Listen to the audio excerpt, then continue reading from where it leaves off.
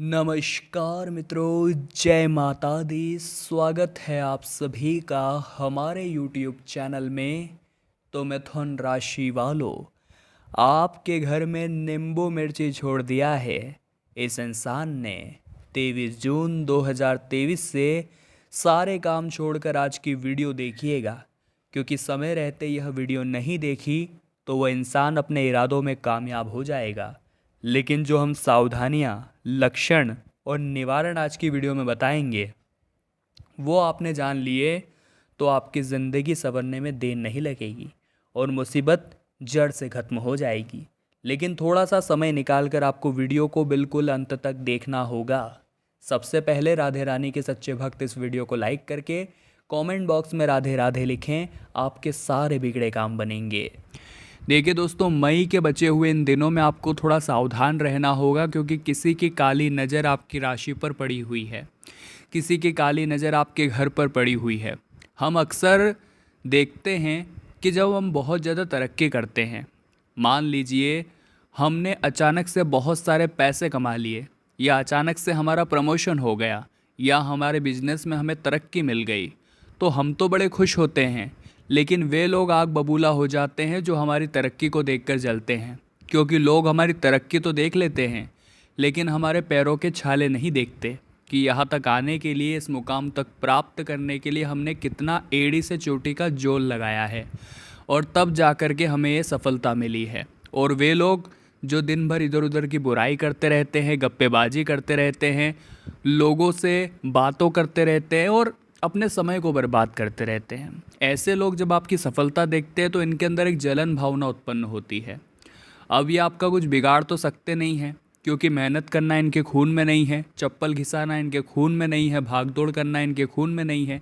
ये आलसी लोग हैं जो किसी भी तरह अपना काम निकलवाना जानते हैं, और इन्हें बस 2 वक्त की रोटी मिल जाए, उसके अलावा इन्हें कोई कुछ मतलब नहीं होता। ये आपके आस पड़ोस में हो सकते हैं, परिवार में हो सकते हैं, रिश्तेदारी में हो सकते हैं, जो हर वक्त आपको यही सलाह देंगे कि ये काम करके कोई मतलब नहीं है।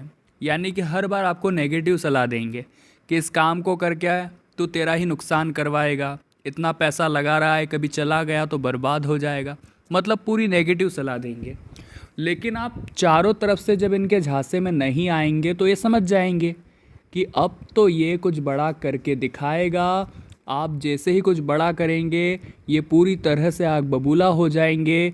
जब कुछ आपके खिलाफ नहीं कर पाएंगे तो इनके पास एक ही रास्ता बचेगा, और वो रहेगा तंत्र मंत्र का रास्ता, जिसे शास्त्रों में उल्टे कर्म कहा गया है। यानी जो इंसान तंत्र मंत्र टोना टोटका करता है वो ज़िंदगी में कभी खुश नहीं रहता, वो ज़िंदगी में कभी सफलता नहीं पाता, क्योंकि जो इंसान दूसरों को बर्बाद करने की नीयत रखता है, भगवान उसे कभी आबाद नहीं करते। लेकिन फिर भी कुछ लोग होते हैं जिनकी नीयत ऐसी ही होती है, और वो हमें किसी भी तरह से बस नुकसान पहुंचाना चाहते हैं। अब वो तरह तरह के काम करते हैं, जैसे कई बार हमारे घर में किसी प्रकार का कोई बाल छोड़कर चले जाते हैं, कई बार हमारे घर में नींबू छोड़कर चले जाते हैं, कई बार हमारे घर में वे काली मिर्च छोड़कर चले जाते हैं, या कोड़ियाँ छोड़कर चले जाते हैं। तो दोस्तों, ये चीज़ें आप समझ नहीं पाते, लेकिन इनका बहुत बड़ा महत्व होता है, क्योंकि ये लोग आपके घर में तंत्र मंत्र करने की कोशिश करते हैं, या आपके घर में कुछ भी ऐसी चीज़ रख कर चले जाते हैं जिससे आपके घर में लड़ाई झगड़ा होना शुरू हो जाता है, या आपके घर में कोई ऐसी चीज़ रख कर चले जाते हैं जिसकी नकारात्मकता इतनी ज़्यादा होती है कि घर की सारी पॉजिटिव एनर्जी ख़त्म हो जाती है।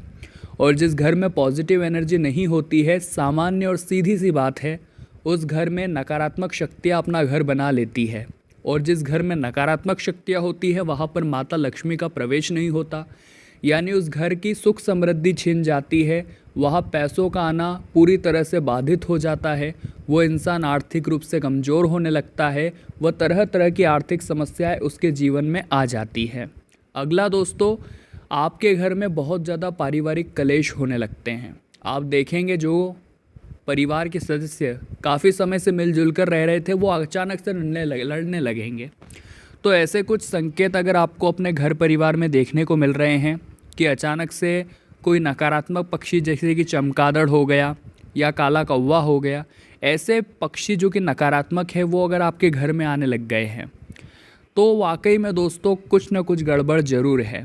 अगर आपके घर में चारों ओर मकड़ी ने बहुत ज़्यादा जाले बना लिए हैं तो कुछ ना कुछ गड़बड़ ज़रूर है। प्रेम से रहने वाले परिवार के सदस्य अगर अचानक से बहुत ज़्यादा लड़ाई झगड़ा करने लग गए हैं तो गड़बड़ ज़रूर है। और अगर आप काम धंधों में बहुत अच्छी प्रगति कर रहे थे और अंत समय पर अचानक आपका काम अगर बिगड़ गया है तो गड़बड़ ज़रूर है। अगर आपका स्वास्थ्य बहुत मंगलमय था लेकिन अचानक से आपको थकान महसूस हो रही है, सर भारी हो रहा है, बुखार आ रहा है, तो समझ जाना है कोई तो इंसान है जो आपके घर में नींबू या किसी प्रकार की कोई अन्य चीज़ तंत्र मंत्र से जुड़ी हुई छोड़कर गया है। अब दोस्तों ऐसे में हम क्या करें और आखिर वो इंसान कौन है, बहुत ध्यान से सुनिएगा। सबसे पहले तो आपको अपने घर को अच्छी तरह से साफ और स्वच्छ करना है, जिसके लिए आप एक बाल्टी में पानी लीजिए, उसके अंदर थोड़ा सा गौमूत्र डालिए और थोड़ा सा गंगा जल डालिए। अब इसका पोछा जो है आपको पूरे घर में लगाना है लगातार 7 दिनों तक, और गौमूत्र का छिड़काव करना है घर के कोने कोने में।